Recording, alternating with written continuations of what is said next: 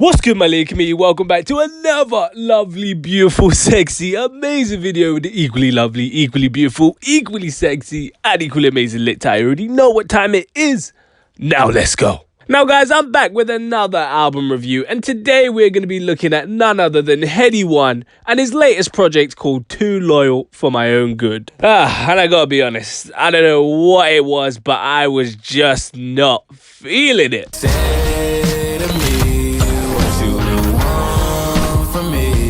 I'm not going to go into exactly why in a lot more detail in this video, but you already know what you got to do. You just got to like, comment, subscribe, keep you up to date every time I drop a banger like this one. And hit that noty, because you ain't in the so you can be the first to know when one of these videos comes out. And without further ado, let's get straight into it. Now, I'm not going to lie to you, Headie One is a very interesting case in the music scene, particularly in the last couple of years. He's literally released a project every year and managed to remain very consistent throughout his time in the UK music scene. And let's start from Music and Road, which I thought was a pretty decent project, and it really helped him push into the mainstream. It had a lot of good songs on there, and I'm thinking, okay, Headie One's making his claim. This is the Headie that we like to see. And then the next project that we got was Gang, which, as much as I messed with Headie One, Gang was just an absolute load of dumpster juice. I don't know what kind of herb from Jamaica you've been smoking, but that is disgusting crap. He then, of course, managed to redeem himself later on that year and killed it with Edna, giving us just the right type of Headie that we needed. Pause. One for Batty, man. I was thinking, okay, this is Headie One in his prime. And now we've gotten Too Loyal for My Own Good, and it just kind of feels like all the hard work from Edna is kind of starting to be undone a little bit. To put it simply, this project just sounds mid. It sounds very mid. A lot of the songs on here just sound like filler and kind of inspired but uninspired at the same time, if that even makes sense. Like, nothing I listened to on here made me think, damn, I need to add this song to my playlist immediately. Which, when an album is good, I do be thinking, yep, this song's definitely going in my playlist. But I just didn't get that feeling with this project. And I hate to say things like this because I'm actually a Headie One fan, but I have to give critique where critique is necessary. It feels like there's a lot of experimentation on this album. And if I'm being completely honest, it seems more like Dr. Doofenshmirtz experimentation than, you know, Dexter's Laboratory experimentation, if that makes sense. Yeah, that's true. Now let's go back to my nigger on the floor. The album, of course, has no features, which was an interesting direction for Headie to take, considering how feature-heavy the last project was, which was, of course, Edna. And that project even had Headie going back-to-back with people like Skepta, Future, and Drake. And whilst I do think that Headie One is now that type of artist where he could actually hold a project on his own, this project is not the one to showcase it. Plus, I do think that Headie One does work best sometimes when he has like a sparring partner on the tracks that he's on. You know, tracks like Back to Basics with Skepta, or even Try Me with Skepta, Parlez-vous Anglaise with H. You know, songs like that. Because Headie One's got that kind of jumpy flow where it kind of sounds like he's skipping as he's rapping. So if he's got a skipping partner next to him, it's kind of going to make him skip faster naturally, if that even makes sense. Couple songs on here that stood out to me. Firstly was the 2 Chainz song. I'm pretty sure that this was a song that came out in the lead up to the album, and this song at this point in the album, it kind of picked up the steam of the album a little bit.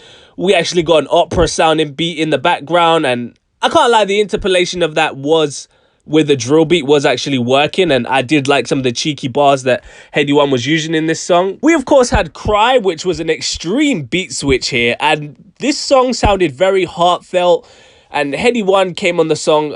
At first, I'm not gonna lie, it sounded a bit out of place when he was on the song. It sounded like he was fighting the beat rather than riding the beat. But then later on in the song, it all started to come together, and Headie One started singing, and again, Headie One is another person, you know, he's no Ed Sheeran when it comes to the singing by any means. You know, he's not going to be auditioning for that new Whitney Houston movie anytime soon, but he's trying. Started from the bottom, now we're here. You know, he probably would be singing Mario Let Me Love You outside his girl's house, or he's probably singing No Better outside of his ops house, you know. He's got that level of note hitting, you know. He's also doing some singing on Louis Vuitton Collar, which I thought was a decent song. But as I said, like, I'm looking in my notes now, and I just had so little to say about the other songs on this project. And I think that just shows, you know, as I said, I mess with Headie One, but I should not be walking out of a Headie One project and thinking, damn, I don't remember one tune off here. And now, looking back at my notes, I still can't remember some of these songs, and I'm sorry, but that is not a good sign.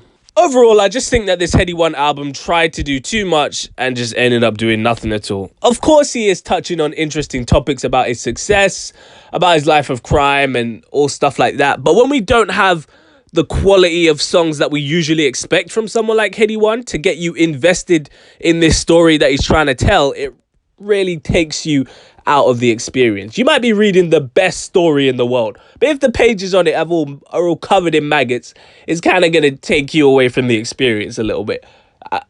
Probably a bit of a harsh comparison to this album. It's not that bad, but maybe not maggots. Maybe it's just got someone's curry chicken on it there while they were reading the book, and now you're just like, ugh, there's curry on there. I can't really focus that much. I don't know, I just expected more from Headie, I guess. I didn't even think he needed to release a project right now. You know, he was still flying high off the success of Edna. He could have waited till next year and dropped a proper studio album again, because I feel like once you drop an album, you really shouldn't be, you know, going back to mixtapes. But hey, he's got a label and he's got a team behind him, and I guess he's doing what he thinks is best. So all I can do is somewhat respect it. But let me know what you think about this album in the comments section down below. Do you think that this album was good? Do you think it was whack? What do you think was your favourite song on this album? You let me know in the comment section down below. Don't forget to like, comment, subscribe. We're on the road to 700 subs. You already know what time it is. You can follow me on my personal at the only lit ANT. If you care about what I do, no, I'm not making these bangers for you. I post updates on Twitter as well, so you might as well follow me on there, because what else are you doing with your life? Absolutely nothing, mate. Stay black. And if you're not black, stay whatever race you are. I bet. Peace. Well, you ain't know I could sing.